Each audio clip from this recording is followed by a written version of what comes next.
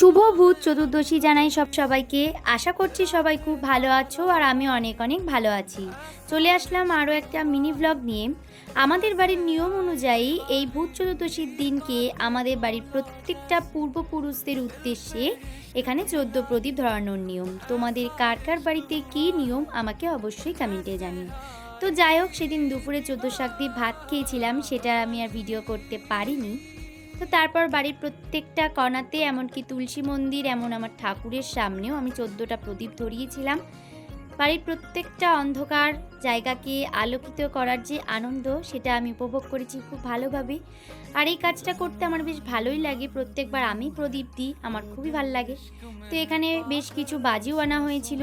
প্রদীপ দেওয়ার পর নিচে বেশ কিছু বাজি ধরিয়েছিলাম। তো চলো, আমার ভূত চতুর্দশী তো এইভাবেই কেটে গেল, বেশ আনন্দ মজা করে। তোমাদের কেমনভাবে কাটলো আমাকে অবশ্যই কমেন্টে জানিও। বাই।